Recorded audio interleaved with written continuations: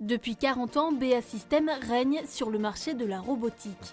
Implantée à Mordel, cette entreprise spécialisée dans les chariots de transport automatique se pose la question de la diversification depuis une dizaine d'années. Nous avons fait le choix à ce moment-là de chercher à valoriser notre savoir-faire de robotique mobile, puisque notre métier de base c'est de faire bouger des chariots qui déplacent des palettes, dans d'autres domaines d'application. Nous avons donc créé une activité de diversification d'innovation qui a commencé à faire des prototypes et qui dans ce cadre-là a rencontré l'équipe de General Electric Healthcare. C'est la naissance de BA Healthcare et de son robot phare, le Discovery IGS. Cet appareil non intrusif est un véritable assistant pour les chirurgiens lors de leurs interventions.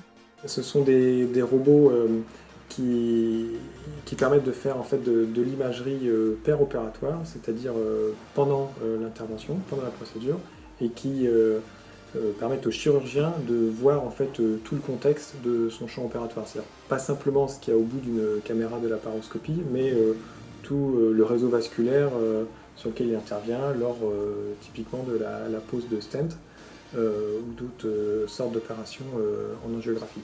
L'un des avantages de cet appareil, le chirurgien voit ses instruments pendant qu'il opère et il peut également choisir d'enlever des images tout simplement impertinentes. Le robot lui-même est vendu aux clients finaux que sont les hôpitaux, enfin les services de chirurgie des hôpitaux, par General Electric, GE Healthcare qui commercialise le Discovery IGS.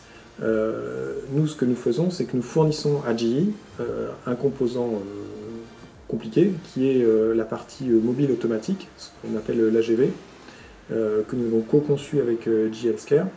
Avec 20 salariés et une centaine d'unités commandées dans 15 pays du monde, BA Healthcare ne fait que commencer sa marche sur le monde médical, puisqu'un nouveau robot est aujourd'hui en test au CHU de Rennes.